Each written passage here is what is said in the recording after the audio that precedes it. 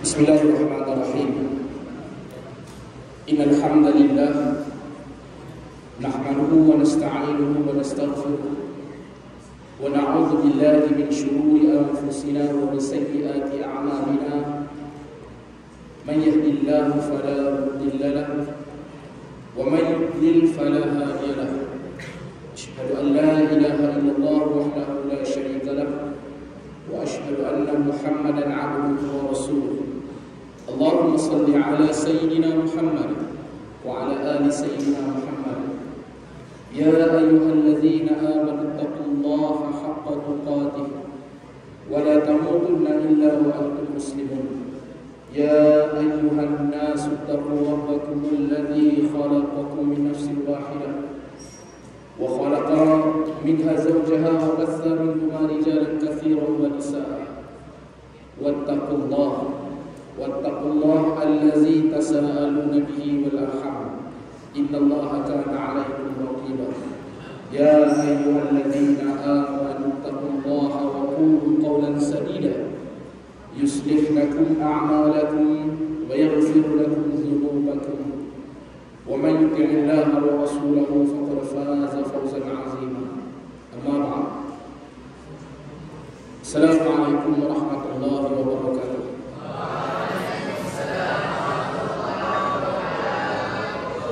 Ya Allah yang Maha Pengampun, ampunkan dosa-dosa kami. Ya Allah yang membolak-balikkan hati, tetapkan hati-hati kami. Ya Allah, ajarkan pada kami apa yang kami jahil, ingatkan kembali pada kami apa yang telah kami lupa. Ya Allah, fahamkan kami agama, ajarkan kepada kami Al-Quran, rezekikan kepada kami ilmu yang bermanfaat, amalan yang soleh dan amalan tersebut diterima, serta rezeki yang halal dan rezeki tersebut baik. Allahumma amin. Apa khabar semua? Muka kamu semua ceria-ceria. Alhamdulillah. Keceriaan kamu menyebabkan Pak Nur pun bertambah ceria. Kita dalam surah apa? Kita dalam surah apa? Hari ini bersamaan 25 hari bulan 9 2023 dan hari ini hari Isnin. Adik-adik, anak-anak yang patut kasihi, boleh bagi Pak Nur kamu punya masa lebih kurang 1 jam? Boleh bagi perhatian? Pak Long nak minta kamu bantu Pak Long. Kalau ada kawan kamu di kiri ataupun di kanan, di tepi ataupun di belakang, di depan ataupun di hadapan, yang cuba-cuba bercakap dengan kamu, tindakan kamu adalah abaikan dia. Abaikan dia. Kalau kamu nak bercakap ataupun kamu nak bertanya soalan, bercakaplah dengan Pak Long. Kalau kamu nak bercakap, kamu angkat tangan, kamu bangun dan kamu cakap, Pak Long akan dengar. Jika tidak, kamu Pak Long minta sangat-sangat, sebagaimana Pak Long menghormati kamu sebagai anak-anak yang soleh dan solehah, sebagaimana Pak Long menghormati kamu sebagai anak-anak yang amat baik, sebagaimana Pak Long menghormati kamu sebagai anak-anak yang insya-Allah akan berjaya satu hari nanti, maka Pak Long juga memohon kepada kamu untuk kamu hormati Pak Long dengan cara kamu boleh berpuan dan tidak mengganggu majlis ilmu ini. Boleh? Kedua, anak-anak yang Pak Long sayangi, yang anak bapak tua, kalau ni anak adik-adik adik-adik yang Pak Long sayangi, kalau kamu ada soalan, seperti biasa, suka untuk Pak Long ingatkan. Pak Long tahu mungkin ramai di kalangan kamu yang malu nak cakap, maka kamu boleh tulis soalan kamu dalam kertas.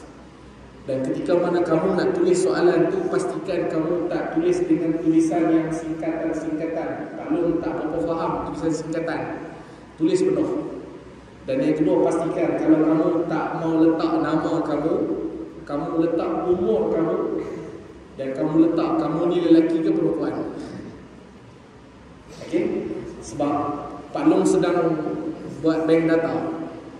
Pak Long sedang buat satu projek bank soalan-soalan yang melibatkan bab solat khususnya, dan seterusnya soalan-soalan lain yang melibatkan remaja berumur daripada 10 tahun sampailah ke umur 17 tahun. Pak Long sedang buat satu tesis kajian. Maka Pak Long harap sangat-sangat jika kamu ada soalan, kamu tulislah soalan itu dengan jelas. Maksud tulis dengan jelas tu jangan tulis singkat. Contoh, kamu nak tulis belum, tapi kamu tulis BLM. Pak Long tak faham. Pak Long bukan generasi kamu yang boleh faham singkatan. Pak Long itu kelemahan Pak Long. Dan Pak Long pun memang daripada Pak Long sekolah sampai ke sekarang, apabila Pak Long nak bagi tahu sesuatu dalam bentuk tulisan, sama ada tulisan di Facebook ataupun tulisan di blog ataupun tulisan di YouTube ataupun tulisan di mana-mana, Pak Long akan menggunakan tulisan yang penuh. Kalau Pak Long nak tulis belum, Pak Long akan tulis BELUM, belum. Pak Long tak tulis BLM. Sebab tak faham. Bahasa seperti mana Piramli pernah cakap, bahasa melambangkan bangsa. Orang yang berbahasa, orang itu yang mempunyai bangsa. Orang yang berbahasa, dia akan menulis dengan bahasa yang terindah. Dan salah satu kategori bahasa yang terindah adalah apabila dia menulis, dia akan tulis dengan tulisan yang penuh, bukan short form. Dan kalau kamu belajar di sekolah pun dalam bahasa Melayu umpamanya, kalau kamu tulis singkatan agak-agak, kamu akan dapat markah penuh atau markah kurang. Kamu faham kan? Dan Pak Long terima sebarang bentuk soalan. Pak Long ulang sekali lagi, Pak Long terima sebarang bentuk soalan. Whatever you want to ask me, you ask. I don't care what kind of cakap bahasa Inggeris. Pak Long tak kisah adakah soalan itu berbentuk soalan ataupun soalan itu berbentuk umum ataupun soalan itu berbentuk sosial. Everything you want to ask, ya, Tolong buka penghadap, buka semua.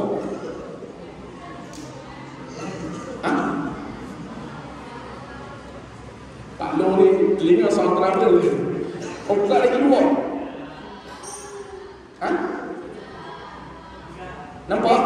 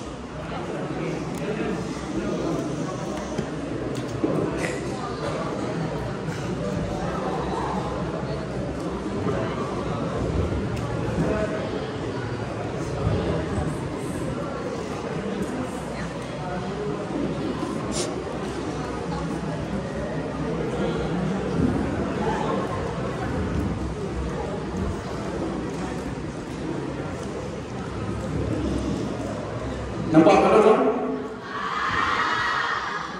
Pak Long tak handsome tapi comel tu ada.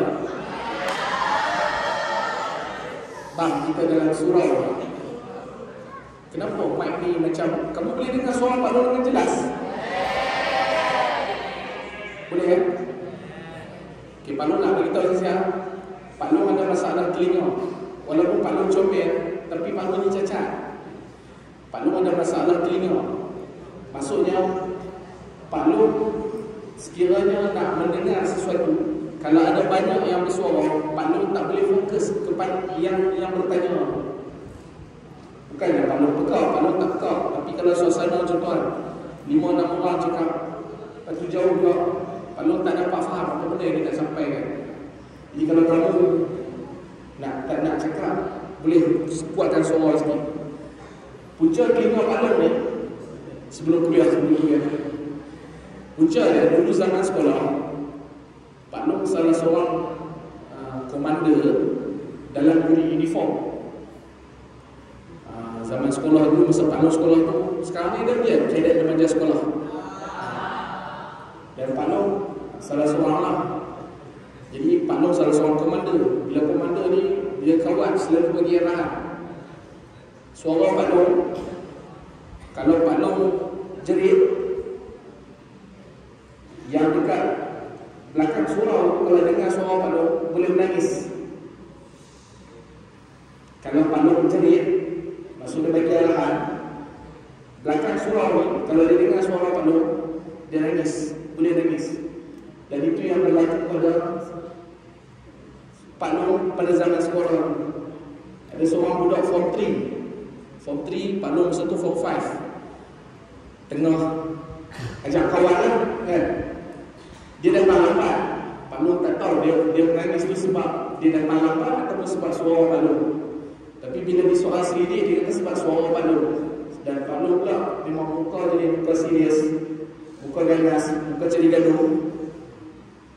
Jadi masa Pak Long bagi arahan tu, dia datang, dia dengar suara Pak Long, dia menangis dia lagi. Kesan dia bila Pak Long banyak menjerit masa bagi arahan kawan kan, dia ganggu telinga Pak Long. Ni kalau Pak Long cakap boleh ujung tu boleh dengar tak? Kesan dia Pak Long punya telinga ada masalah. Sebab tu Pak Long cakap, kalau kamu nak cakap, kamu angkat suara, tinggikan sikit. Pak Long kadang tak dapat tangkap. Boleh ya? Jadi adik-adik, jangan sampai Pak Long jerit kamu.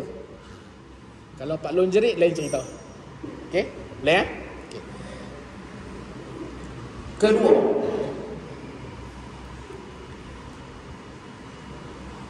nanti yang perempuan kalau ada soalan, tulis. Pak Long suka macam itu, ada banyak soalan. Untuk maklumat kamu, Pak Long banyak orang Pak Long dari mana?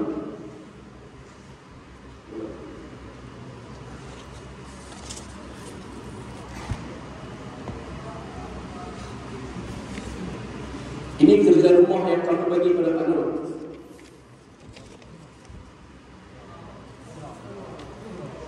Ada lebih kurang 30 soalan.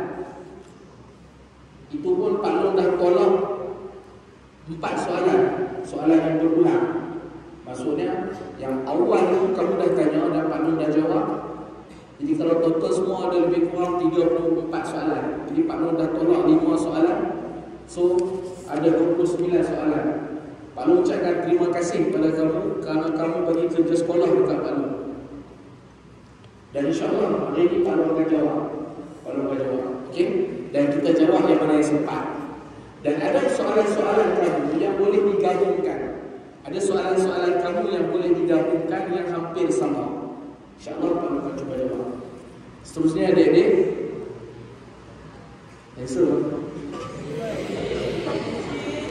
Pak Long nak tanya kamu satu soalan boleh. Pak Long tak faham. Apabila diminta untuk membuka tirai ataupun nak panggil apa tu? Penyadap. Pak Long tak faham kamu satu soalan. Yang pertama Pak Long nak beritahu background Pak Long. Pak Long zaman sekolah dulu, Pak Long bukan sekolah agama. Macam kawan-kawan kamu sekolah agama Mawin kan? Semua Mawin kan? Pak Long bukan sekolah agama. Pak Long zaman sekolah daripada darjah 1 sampai darjah 5, darjah 6, Pak Long sekolah kebangsaan biasa. Tingkatan 1 sampai tingkatan 5, Pak Long sekolah menengah kebangsaan biasa. Contoh macam SMK Labuan. Dan tidak ada aliran agama. Makanya percampuran antara lelaki dan perempuan tu biasa. Maksud biasa, bercampur lelaki perempuan ni dia akan minta jadi pelik tau. pelik. Macam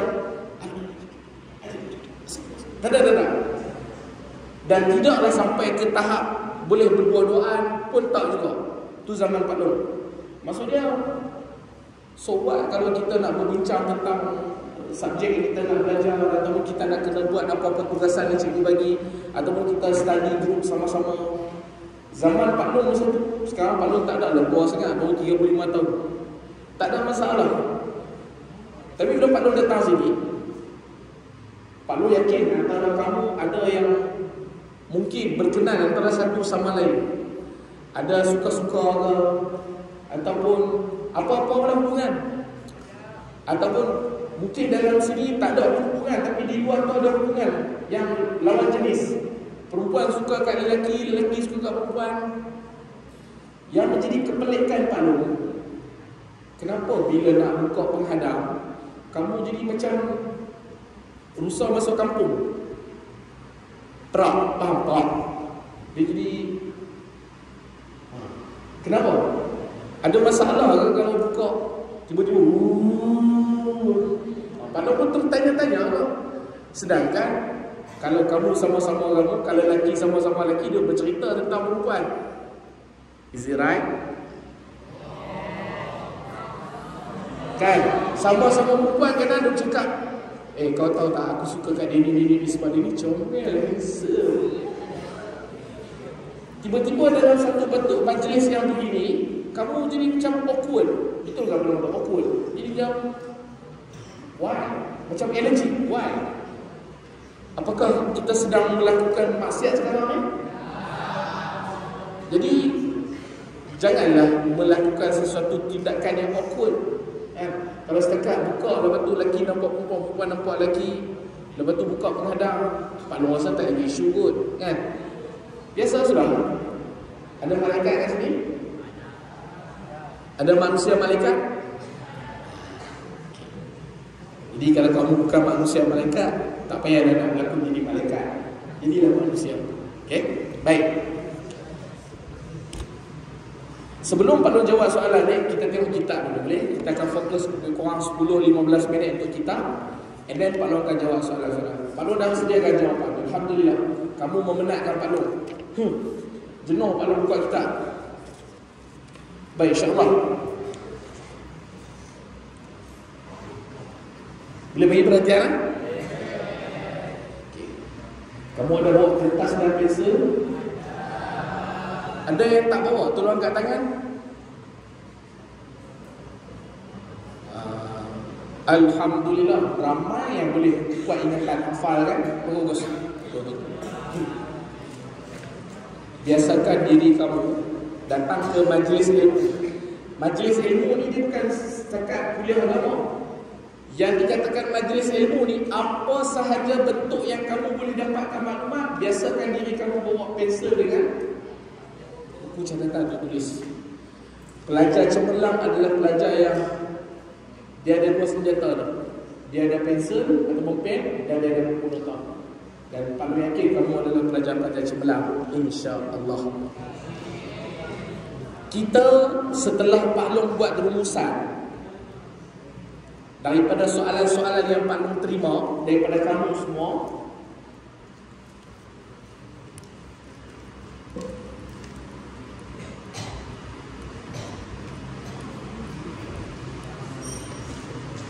daripada soalan-soalan yang Pak Long terima daripada kamu semua, Pak Long dapati ada kelompongan. Faham lompong? Ada blank side, ada tempat kosong yang ada pada pengetahuan ilmu kamu. Ilmu yang kamu ada, pengetahuan yang kamu ada, maklumat yang kamu ada, umpama puzzle. Faham puzzle? Kan kita susun puzzle kan? Ilmu kamu tu dia tak jadi big picture, tetapi dia sekelompok sini, sekelompok sini.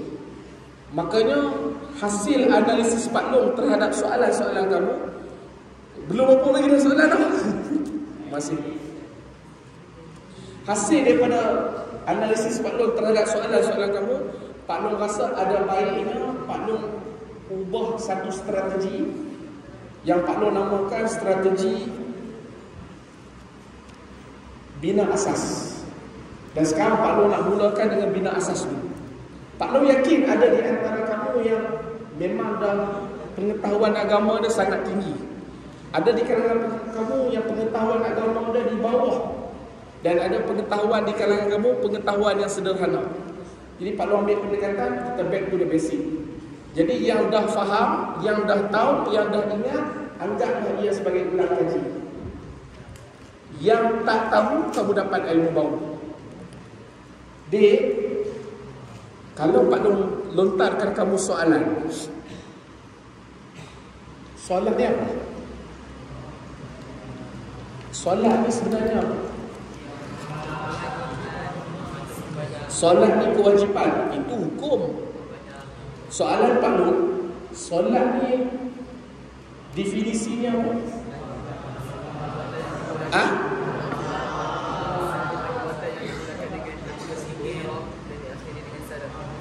Sekali.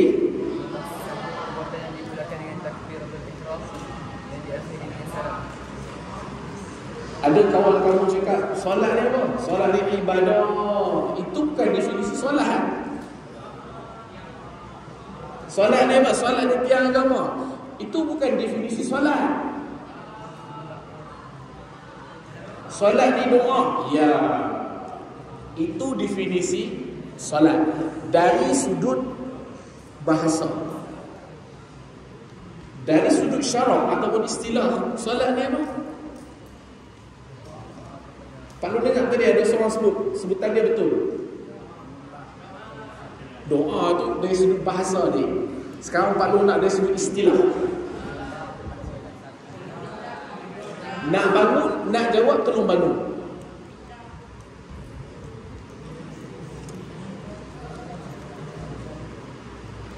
Wahai anak-anak perempuanku di belakang sana, sekiranya akan datang kamu nak memilih pasangan hidup ataupun suami, Pak Long cadangkan, janganlah kamu pilih yang berada di sini.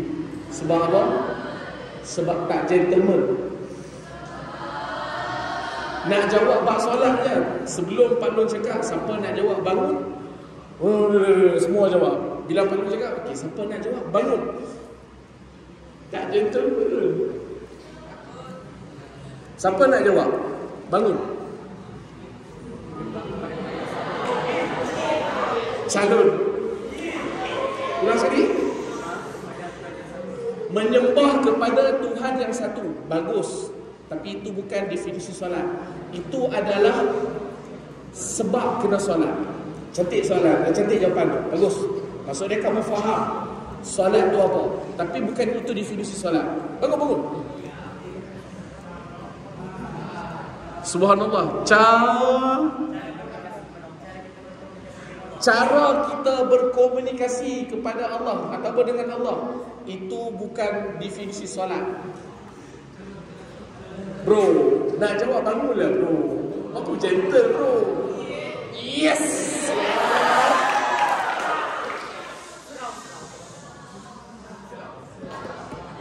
YB semua, kita dalam surau YB. Kita bukan dalam Dewan Parlimen. Silakan.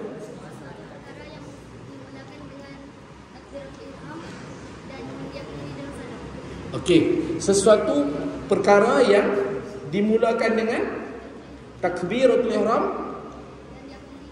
dan diakhiri dengan salam. Alhamdulillah. Tenang dulu. Ya, itulah definisi solat. Solat ni apa? Solat ni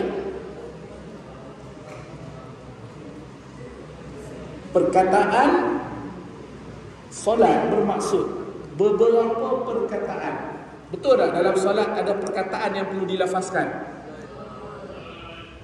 dan perbuatan yang tertentu. Betul tak? Dalam solat ni ada perbuatan-perbuatan tertentu. Dan ia bermula dengan takbir. Betul tak? Solat bermula dengan Allahu Akbar. Betul? Dan disudahi dengan salam. Betul tak? Bila kita dah habis solat, kita bagi Assalamualaikum warahmatullahi. Itulah definisi solat. Apabila kamu nak melakukan sesuatu, kamu perlu tahu sesuatu itu. Contoh, Kamu nak suka pada seseorang, tapi kamu tak tahu seseorang tu bagaimana. Agak-agak sampai nak suka. Kamu nak dapat grade A dalam matematik umpamanya, tapi kamu tak tahu matematik tu apa. Boleh dapat grade A. Maka solat pun begitu dek. Bila kamu solat, alhamdulillah kamu dah laksanakan perintah Allah. Tetapi tak cukup sekadar kamu melaksanakan solat tanpa kamu tahu solat itu apa. Makanya dek, solat dari sudut bahasa adalah doa seperti mana yang kamu sebut tadi. Adapun solat dari sudut istilah syarak ataupun yang dikehendaki adalah beberapa perkataan dan perbuatan yang dimulai dengan takbir dan diakhiri dengan salam. Maka itulah solat. Pak Long, tak ingatlah Pak Long. Tak susah. Ambil pen tulis. Pak Long, tak ingat. Tak susah. Jumpa kawan kamu cerita, Abu, semalam dalam kuliah, masa Pak Long hadir, kau tak datang sebab kau ada kelas tambahan. Jadi aku nak cerita sama kau. Solat itu maksudnya doa dari sudut bahasa. Abu, solat dari sudut istilah syarak bermaksud beberapa perkataan dan perbuatan yang dimulakan dengan takbir dan diakhiri dengan salam. Itu makna solat. Sekian, terima kasih ya Bu. Aku nak cerita yang tu kat kau. InsyaAllah kamu akan ingat. Boleh? Okey. Aduh, terima kasih. Itu definisi solat. Apa maksud solat dari sudut bahasa? Bagus. Apa maksud solat dari sudut istilah syarak?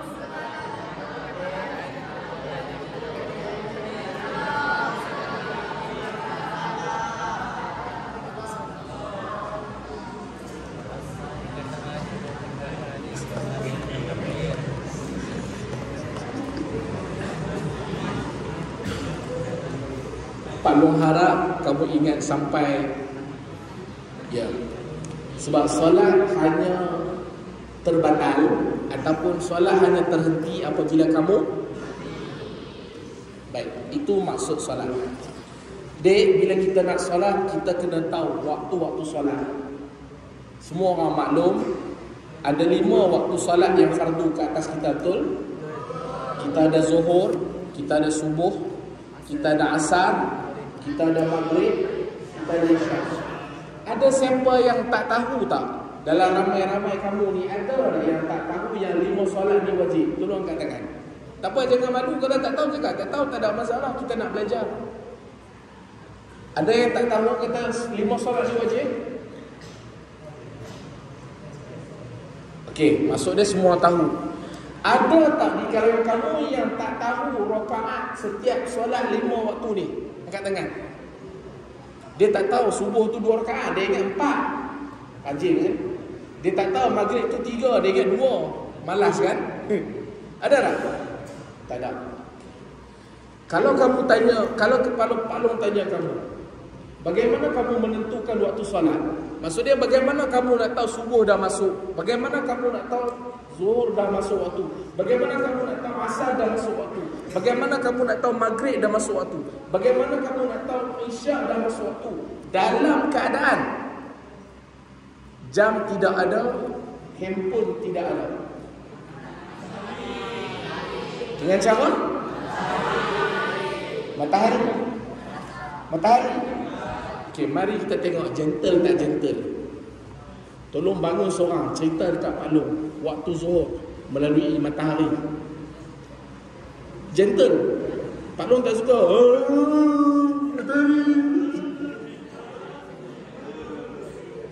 Bangun seorang cerita dekat Pak Long bagaimana nak menentukan waktu zuhur. Tadi kamu kata guna matahari kan? Yang lelaki jangan sampai perempuan yang bangun. Kalau perempuan yang bangun, hilanglah kamu punya kegentelan. Waktu zuhur berdasarkan matahari. Bangun seorang, siapa yang tahu? Astaghfirullah. Tak ada kaedah bangun. Nak jawab bangun.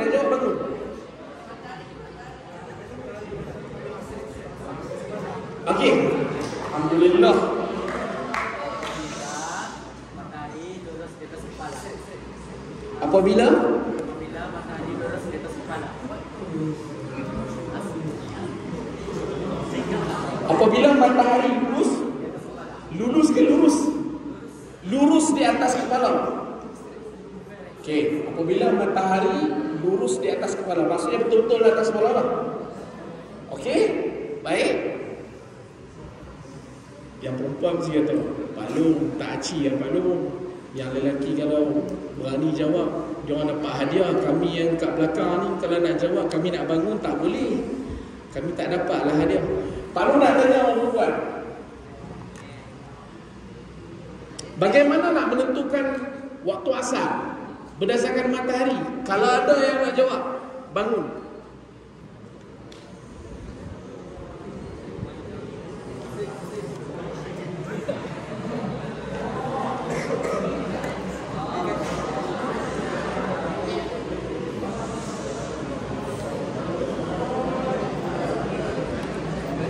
Ya.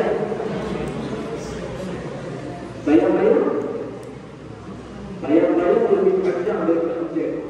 Maksudnya kalau makhluk diri macam ni, katakanlah bayang-bayang makhluk jam-jam. Okey. Jam-jam. Okey, ini tinggi makhluk. Okey. Bayang-bayang lebih panjang daripada objek. Okey, sekarang ini adalah bayang-bayang makhluk yang sama panjang, kan? Maksudnya kalau bayang-bayang di sini itu pasal.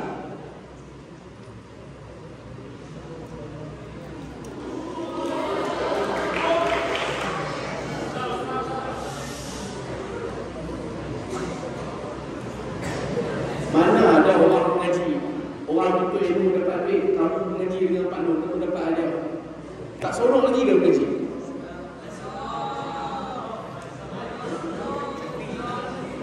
Baik. Okey, yang asal tu betul. Okey, yang zuhur tu pun betul. Pak Lu nak pastikan kamu ada maklumat tu. Pak Lu nak pastikan kamu ada maklumat tu. Dengar betul-betul. Yang pertama dengar betul-betul. Yang kedua, ada tak AJK surau sini? Tolong bangun AJK surau. Ahli jawatan kuasa surau tolong bangun boleh? Lelaki dan perempuan tolong bangun boleh?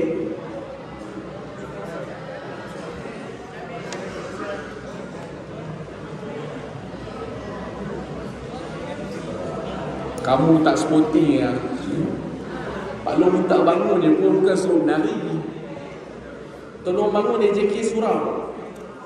Bila sebut AJK surau, maksudnya keseluruhan AJK surau. Tolong bangun AJK surau. Okey, seorang, dua, tiga, empat. Empat orang je, lima. Ke tak ada AJK surau. Lima orang je AJK surau. Okey. Ahli jawatan kuasa surau. Pak Nur nak mencadangkan pada kamu, mungkin kamu boleh buat kertas kerja, mohon kepada pihak KDK untuk buat satu kursus. Kursus apa?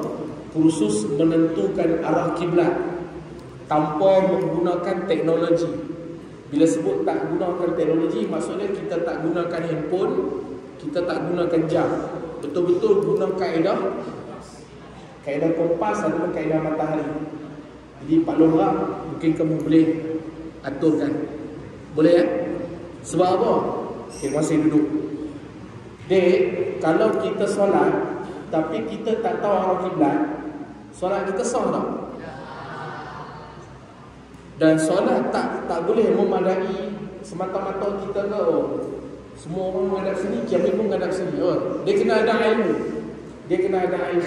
Maka Pak Long cadangkan pada kamu wali jawatan kuasa surau, tolong buat satu kertas kerja ataupun kertas cadangan, maklumkan kepada Ustaz Hatta ataupun kepada surau ataupun kepada Kompleks Darul Kifayah untuk mengadakan satu kursus menentukan arah kiblat. Sebab arah kiblat ni kalau kamu faham, dalam geografi pun ada. Dia ada satu geografi. Kalau dululah kajian tempatan. Sekarang ni yang betul-betul alam tu subjek apa? Geografi lagi?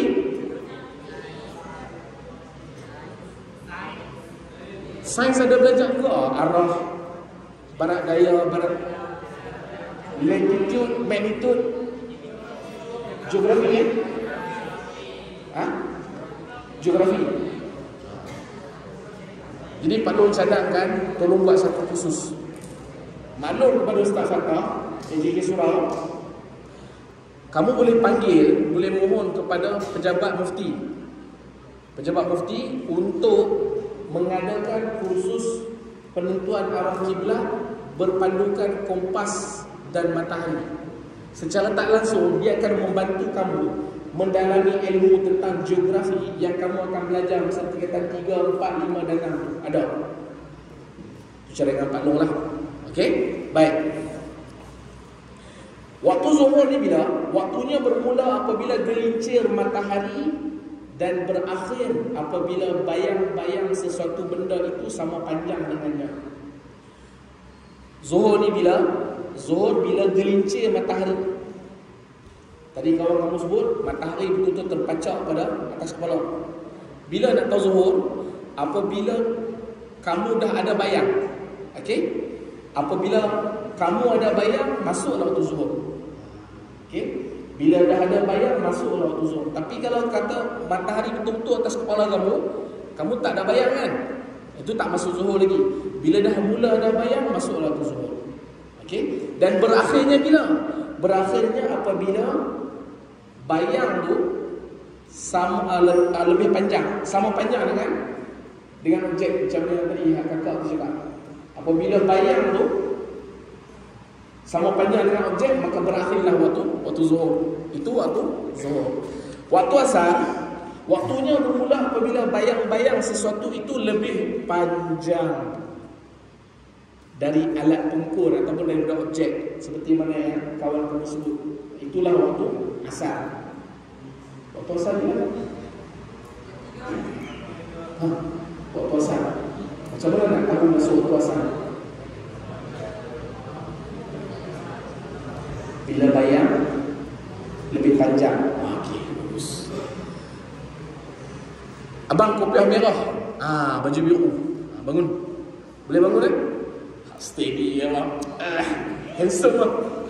3 tahun apa? Oh 3 tahun 4. 3 tahun 4. Waktu zuhur bila?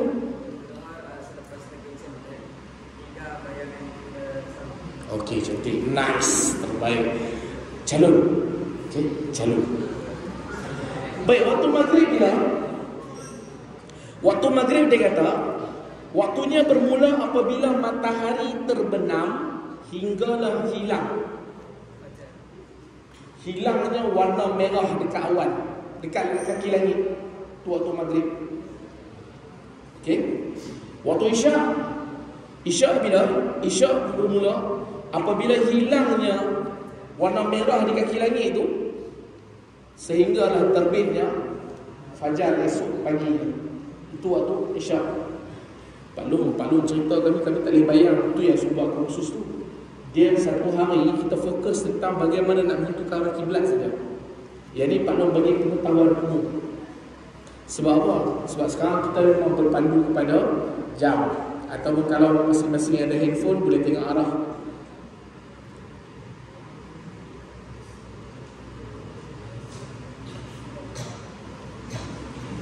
Ada faham bang? Okey? Dan seterusnya waktu subuh, waktunya bermula dari terbit fajar sadiq sehingga terbit matahari. Itu waktu subuh. Yang ini pengetahuan umum. Detail lagi buat kursus. InsyaAllah kalau kamu buat kursus, Pak Long pun akan hadir. Sebab apa? Pak Long pun nak belajar. Okey? Baik, selesai itu waktu solat. Sebelum Pak Long masuk kepada soalan, sebelum Pak Long masuk nak jawab pada soalan, kamu ada apa nak tanya? Ada tak?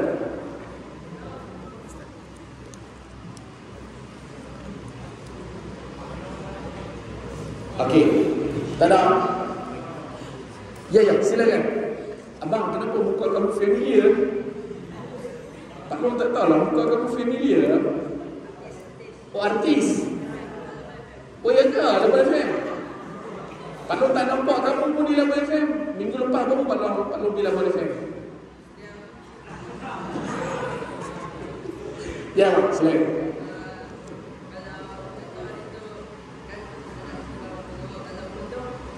Ha, cantik soalan. Mari.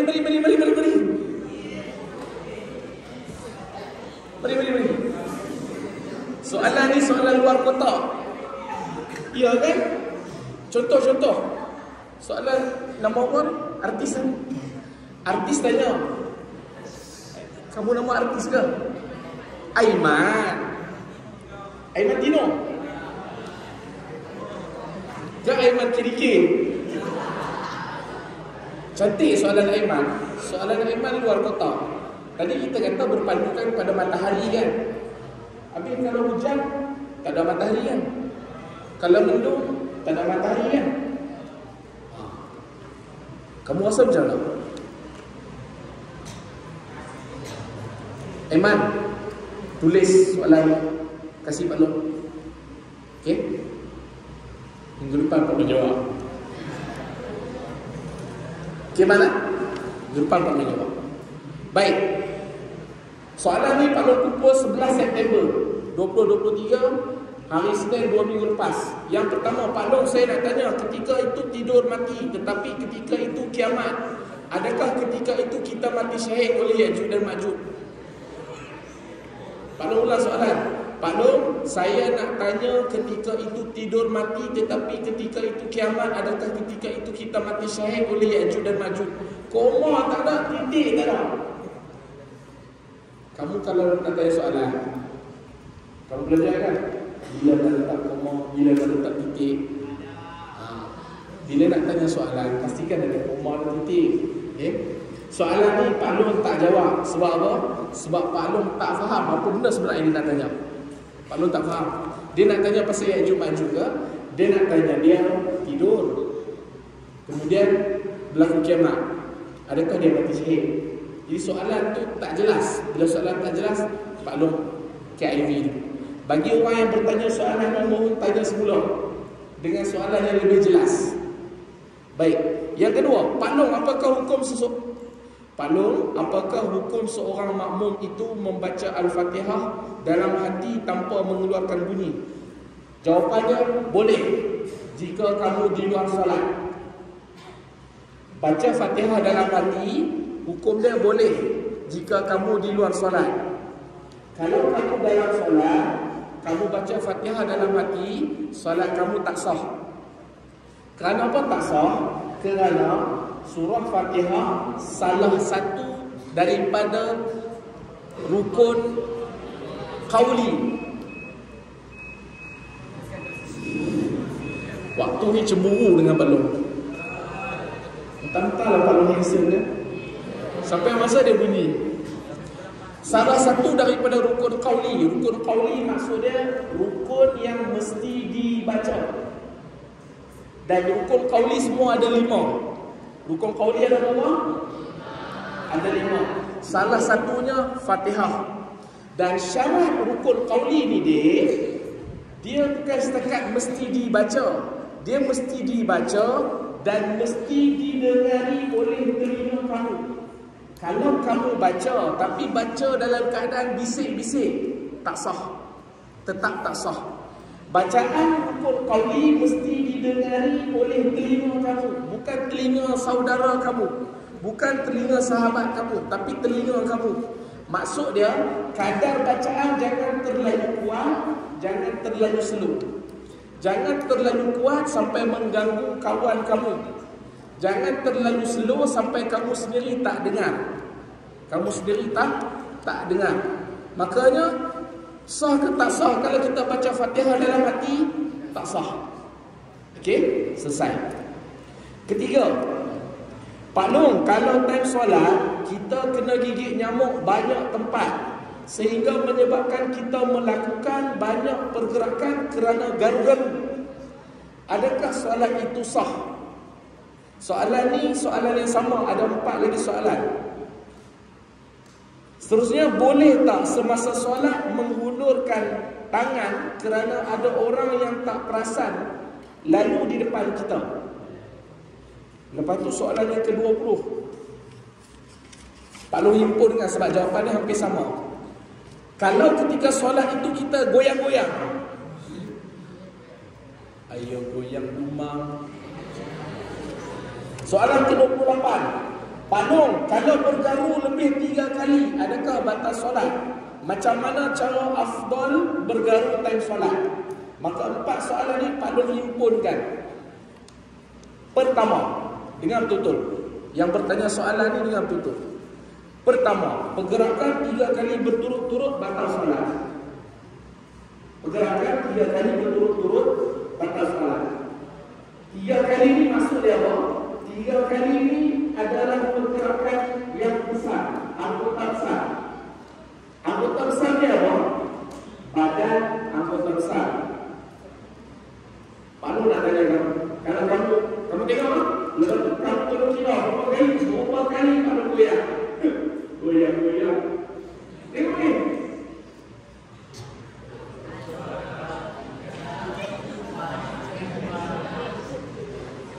Lebih dia kali batal solat. Okey. Ada kamu gatal. Bila kamu gatal, kamu tunjuk contoh. Macam mana cara nak lawan? Pakai kamu.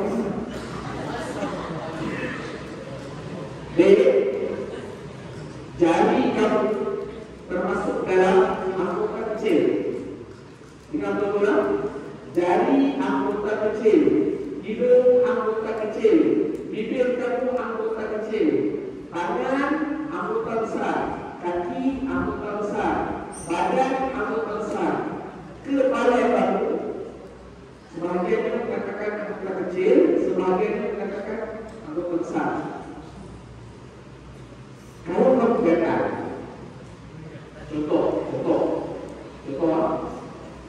gatal dekat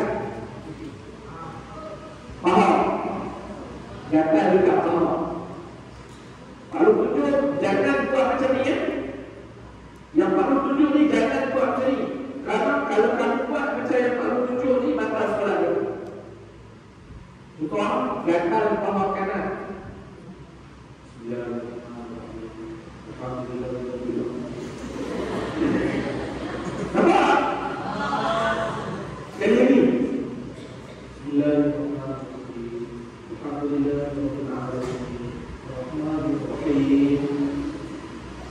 Boleh batal solat?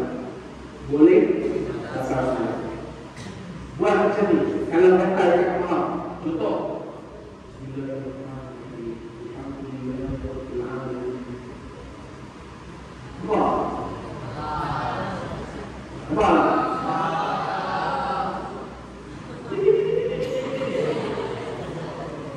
Gunakan jari, jangan. Lepas tu pegang kaki. Pergerakan yang begitu, pergerakan yang boleh membatalkan solat. Maka kalau kamu solat, gatal yang dimaksud, jangan buat begitu. Contoh, gatal kat mana? Gatal kat pipi. Tengok ni, buat ni.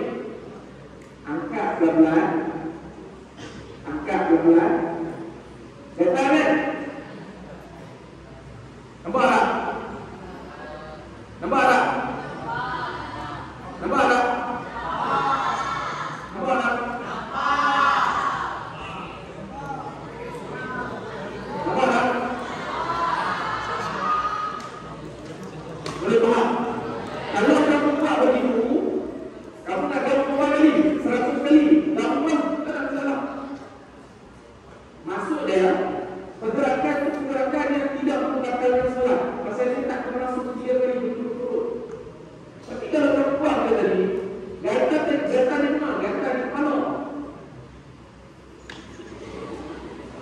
Boleh menyebabkan batal solat. Boleh menyebabkan batal solat. Sebab dia tidak anggota besar. Anggota besar. Berapa lagi dah? 1, 2, 3, 4. Batal solat. Faham?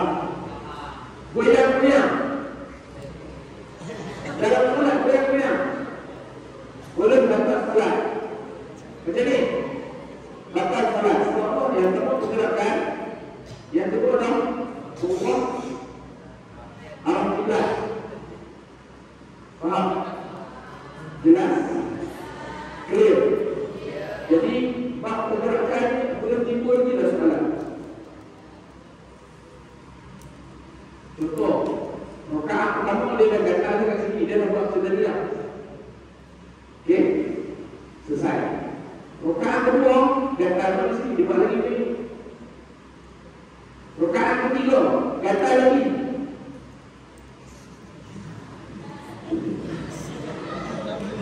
Rakaat keempat dalam salat batal solat. Dengan syarat tentang ini belajar tentang pergerakan yang boleh membatalkan solat. Kejap lagi kamu praktis. Tapi yang sebelah yang pun lawan. Naik langsung juga. Tapi yang belakang tak. Oh, tak masalah. Yang belakang tak cukup saya tengok buat. Jangan saja-saja. Okey? Clear? Jelas? Baik. Selesai soalan. Baik. Adakah anjing boleh dipegang? Anjing boleh dipegang, tak boleh dipegang, tengok pada situasi. Okey? Sebelum kita dah kata boleh tak boleh, tengok pada situasi. Yang pertama, sebab apa nak pegang? Kalau tidak ada sebab, saja-saja daripada kamu pegang anjing, pegang dengan baik. Kalau saja-saja, elakkan. Okay. Sebab apa? Anjing termasuk dalam kategori najis mughalladhah. Apa maksud najis mughalladhah? Najis yang berat. Maknanya kalau kamu pegang juga, dari segi hukumnya, kamu tu dah jadi mughalladhah. Maksudnya kalau tangan kamu, jari kamu yang pegang anjing, jari kamu dah jadi mughalladhah. Okay. Jadi kalau kamu tidak ada sebab yang lebih besar, tak perlu pegang. Walau bagaimanapun, kalau dah pegang itu kerana nak selamatkan dia umpamanya, ataupun kalau dah pegang itu kerana nak bagi dia makan kerana dia dah separuh nak mati, ataupun kalau kamu pegang itu kerana nak, maksudnya yang membesar lah, yang membesar, maka boleh peganglah, tak ada masalah. Tapi lepas itu kamu pegang sama, kamu kena sama. Sama ni apa? Sama ni maksud dia, kamu kena basuh tempat yang kena anjing tu. Contoh, badan kamu pegang anjing, maka basuhlah tangan kamu dengan satu air sulut ataupun air tanah, dan lagi 6 dengan ataupun 7 lagi dengan bagi air yang mutlak, air biasa. Okey, maknanya boleh ke tak boleh? Boleh ke tak boleh pegang anjing ni tergantung kepada tujuan kamu pegang. Kalau tidak ada tujuan, maka tak perlulah pegang. Sebab apa? Sebab kalau nak, contoh dia nak pegang juga kan, dia nak pegang juga, tak ada tujuan nak pegang tak? Daripada kamu pegang anjing, lebih baik kamu pegang manusia. Apa boleh tak pegang anjing yang pegang manusia? Sama ada cukup. Kan? Kenapa dekat anjing nak pegang, bila tak izin, ini tak malah takut yang belum takut. Okey? Clear? Baik, selesai. Kemudian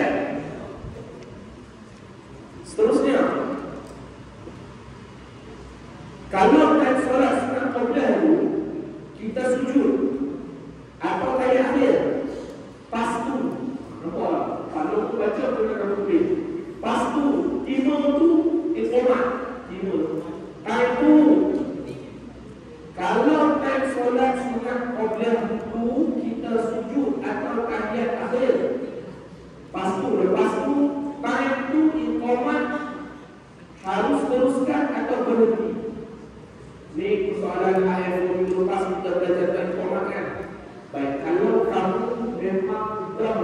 tahiyat akhir.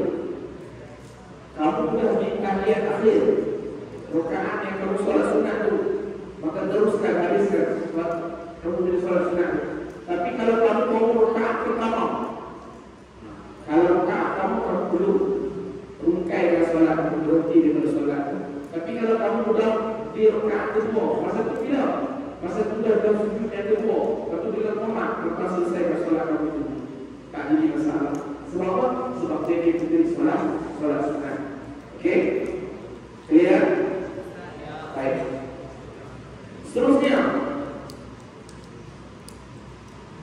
Pak saya nak tanya, kalau ketika itu duduk di tahiyat akhir secara tiba-tiba terbaca bacaan ketika duduk antara dua sujud, boleh jawab kan?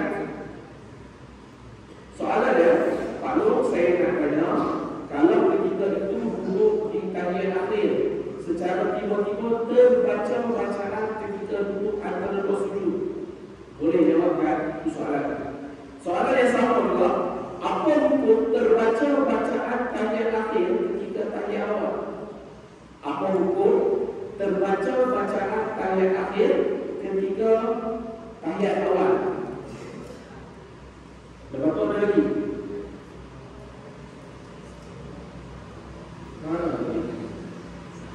Pada betulkah bacaan hukum itu boleh dibaca satu kali sahaja? Okey. Dan kalau kita solat tapi kita lupa baca Fatihah, sah ke solat saya? Okey. Pak Long komenkan. Kalau dia orang tahu.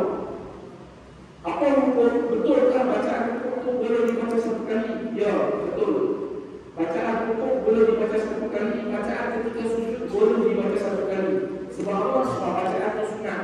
Tetapi kalau boleh buat 3 kali, kenapa nak buat sekali? Okey. Seterusnya, kalau kita solat tapi lupa baca Fatihah, sah ke solat saya? Sah tak sah? Tengok keadaan dulu. Sebelum nak lepas hukum sah ke tak sah, tengok keadaan. Kalau yang kamu lupa baca Fatihah, kemudian kamu teringat untuk nak baca, contoh, kamu solat Isyak. Solat Isyak ni. Kemudian dia rakaat pertama. Rakaat pertama, kamu tak baca Fatihah kerana terlupa, lepas tu kamu terus rukuk. Terus rukuk. Semasa kamu rukuk, kamu teringat, tadi tak baca Fatihah. Apa kamu nak kena buat? Kamu kena bangun balik dari rukuk itu, maka kamu kena baca 10 Fatihah. Kalau kamu buat begitu, solat kamu sah. Kalau masa ini kamu terlupa baca Fatihah, kemudian kamu dah rukuk. Semasa kamu rukuk, baru kamu teringat yang kamu tak baca Fatihah. Apa kata kamu buat? Bangun semula daripada rukuk, berdiri betul dan baca Fatihah. Maka solat kamu sah. Kalau kamu teringat pada ketika rukuk, kamu tak baca Fatihah, tapi yang kamu buat, Fatihah betul, boleh, boleh. Kamu teruskan solat kamu macam biasa, batal solat kamu. Apabila kamu terlupa dan kamu patang balik teringat dan kamu buat semua, sah. Tapi kalau kamu dah lupa baca Fatihah, kamu teruskan juga solat kamu tanpa kamu kembali baca surah Fatihah, batal solat kamu. Ya.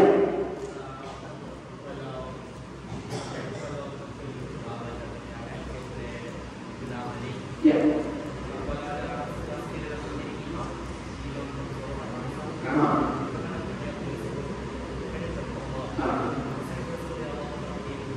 Oh, okey. Cantik soalan. Kalau kamu jadi imam, sebenarnya guru dekat asal. Okey? Kamu Allahu Akbar, Allahu Akbar kabir, Allahu Akbar kabir, kamu terus kamu sangka kamu baca Fatihah, sedangkan kamu baca doa kita, terus kamu rukuk. Kamu sebagai imam ni. Nah, jangan buat.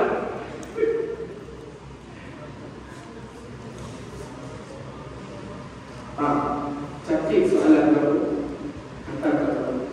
Sebab itu kalau sudah cerita panjang, sebab dia perlu pertunjukan. Dia tak boleh jawab macam dia. Kalau jawab macam dia, terus salah nak. Ketik soalan. Okey? Baik. Mana tadi?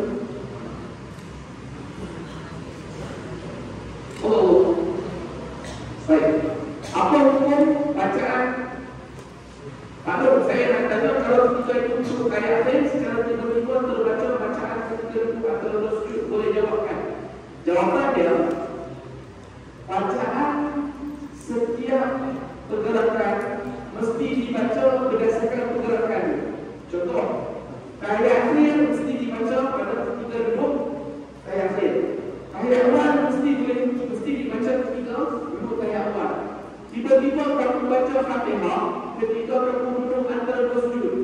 Duduk antara dua sujud, bacaan dia Rabbil Ghafiri warhamni waj'alni. Kamu tak baca tu ketika duduk antara dua sujud, tapi kamu baca Fatihah. Okey? Hukum dia apa?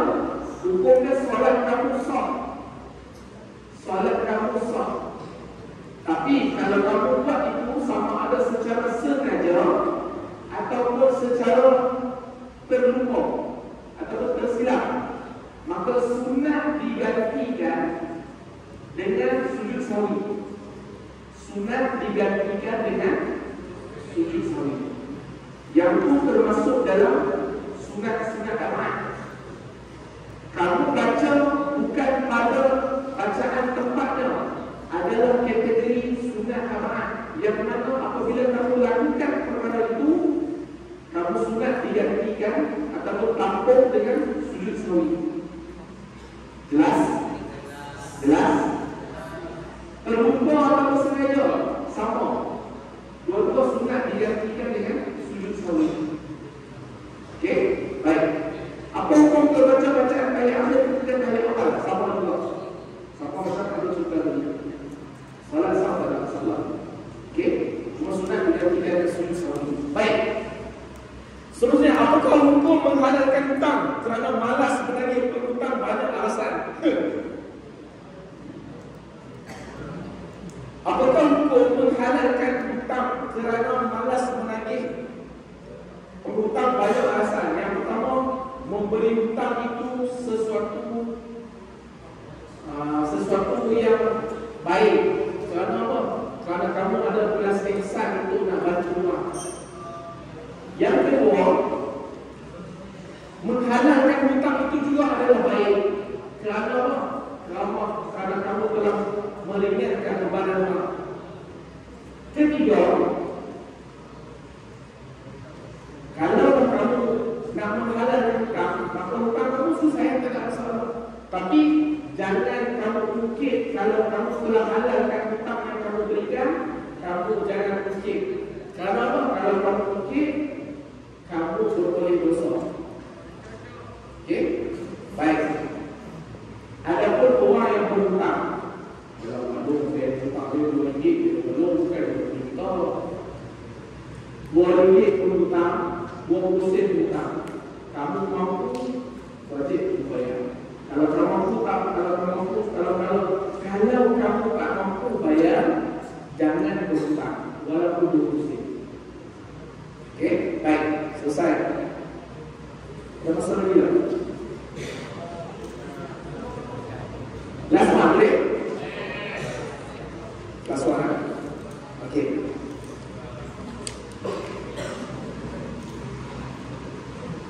Pada apa hukum ganti solat subuh pada waktu zuhur sedangkan matahari sudah terbit? Pada apa hukum ganti solat subuh pada waktu zuhur sedangkan matahari sudah terbit? Baik, menggantikan solat fardu yang kamu tinggalkan, sama ada sengaja ataupun tak sengaja. Tak sengaja macam mana? Kamu lalai. Tak sengaja bagaimana? Kamu tidur. Tak sengaja bagaimana? Kamu terlelap. Tak sengaja bagaimana? Tak sengaja ni maksudnya bukan saja-saja.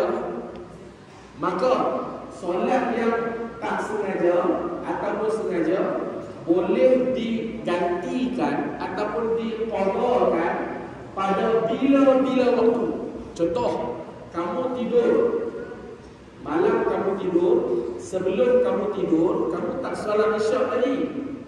Kamu kan pelajar student, rajin baca buku, buat latihan sampai kamu tertidur. Dalam keadaan kamu tak solat lagi, terlupa. Sedar-sedar subuh dah masuk dah. Okey, sedar-sedar subuh dah masuk. Jangan apa, kamu jaga pukul 5.30 umpamanya. Kamu dah solat isyak belum? Jadi kamu telah meninggalkan solat isyak ke? Secara tak sengaja, betul? Boleh tak kamu nak qada selepas kamu solat subuh? Boleh. Boleh tak kamu nak qada solat isyak tu pukul 8 pagi? Boleh. Dan yang terbaiknya, solat yang ditinggalkan sama ada sengaja ataupun tak sengaja adalah ketika mana kamu teringat. Maksud teringat tadi, kamu tidur waktu asar, sedar-sedar masuk isyak, masuk maghrib, bangun baru daripada tidur, terus solat asar. Kalau solat asar itu solat maghrib. Jelas? Clear? Walau bagaimanapun solat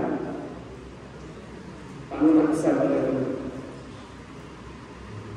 siapapun kamu, apapun kamu, bagaimanapun kamu baik untuk bersolat, kamu tak baik untuk bersolat, kamu mulut puaka, tak mulut puaka, kamu mulut sampah untuk bersolat, kamu mulut baik untuk bersolat, mata kamu mata keranjang, mata keranjang, mata nampak awet cuci.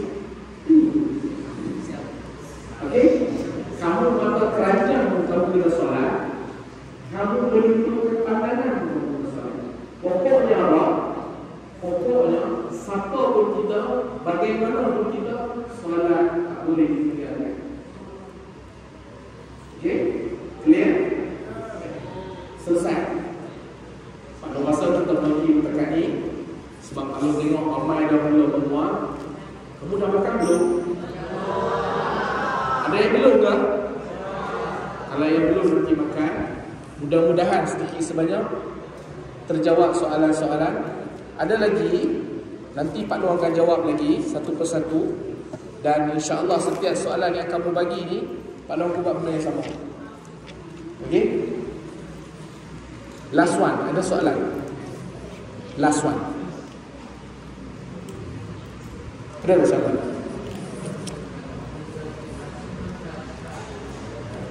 Silakan. Bangun. Ya, bagus dia datang dekat sebab dia tahu Pak Long tak dengar. Jangan panggil ustaz, panggil Pak Long lah. Pak Long baru nak start. Contohlah. Orang ni yang dah solat 2 tahun. Ui. Contohlah orang ni dia tak solat 20 tahun.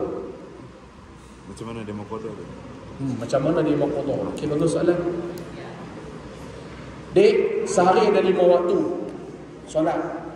30 hari bersamaan 155 waktu.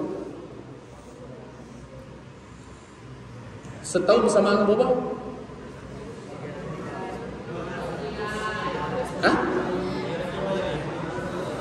Sehari 5 waktu. Sebulan kita katalah 30 hari ya. Bersamaan 155 waktu solat. Setahun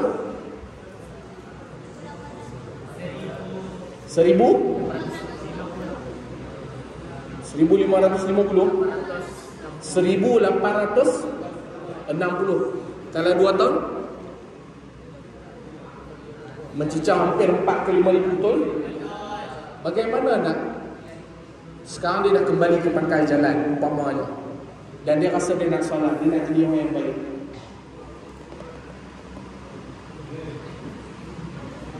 Ada yang nak tolong jawab soalan? Ada yang nak tolong jawab soalan? Baik. Ada dua pandangan. Pandangan yang pertama menyatakan solat yang ditinggalkan wajib diqadakan, whatever it takes. Berapa banyak pun dia tinggal, berapa lama pun dia tinggal, dia wajib qada keseluruhannya. Itu pandangan yang pertama. Pandangan yang kedua,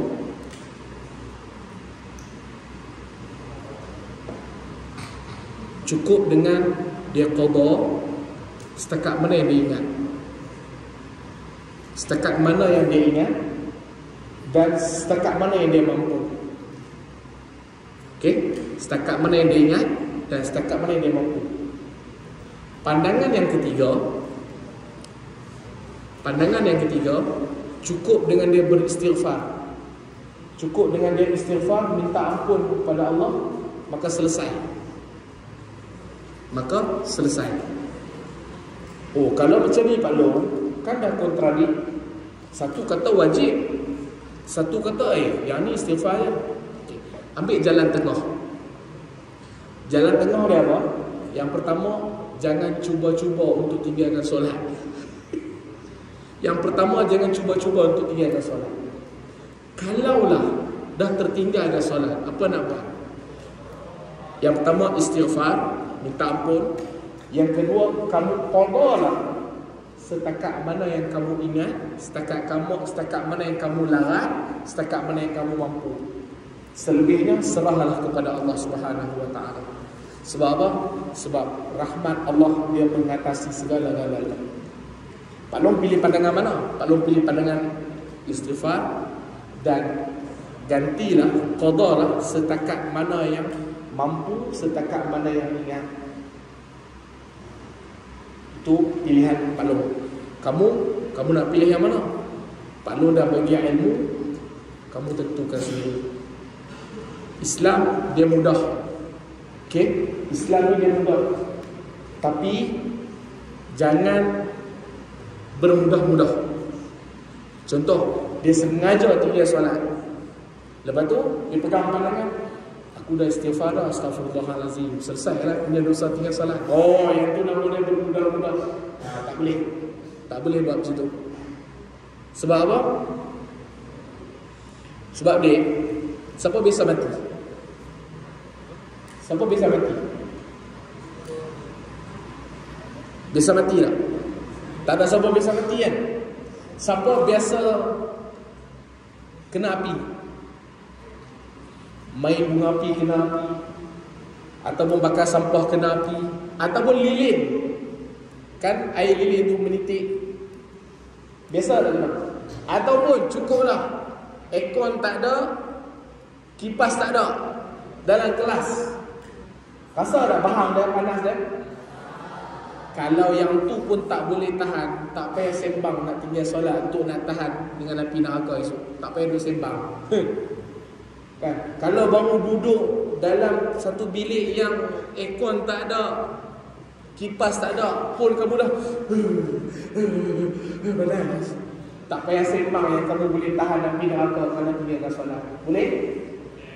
Faham? Itu jawapan Pak Long. Mudah-mudahan sedikit sebanyak perkongsian Pak Long ada manfaatnya. Pak Long minta ampun, minta maaf kalau ada tutur kata Pak Long yang tak berapa baik, perkataan yang Pak Long gunakan adalah mengguris hati kamu. Pak Long minta ampun dan maaf, dan Pak Long terima kasih kerana kamu semua memberi perhatian, dan Pak Long mohon maaf kerana Pak Long tengok ada yang dah mula tersengguk-sengguk, dah tidur. Lebih baik dia tidur daripada dia ganggu kawan-kawan dia dengan cara bercakap. Pak Long tak marah kalau ada di kalangan kamu yang tidur. Pak Long tak marah. Sebab apa? Bila dia tidur, yang pertama mungkin dia letih sangat. Yang kedua, cara tak langsung dia tak ganggu kawan dia. Cuma jangan tidur, jangan sandar kat dinding. Itu Pak Long tak bagi.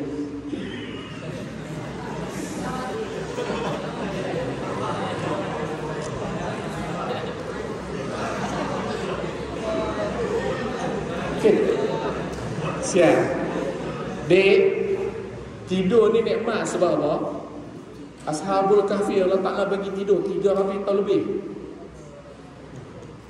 Jangan kata tidur ni tak bagus, tidur ni bagus. Itu Pak Long tak mahu kalau ada yang tidur. Tapi kalau ada yang kacau dengan cara sembang kawan, itu Pak Long tak berapa suka. Tak berapa suka. Okey. Bang, tolong ambil soalan hak yang kawan-kawan kamu letak. Bang yang pakai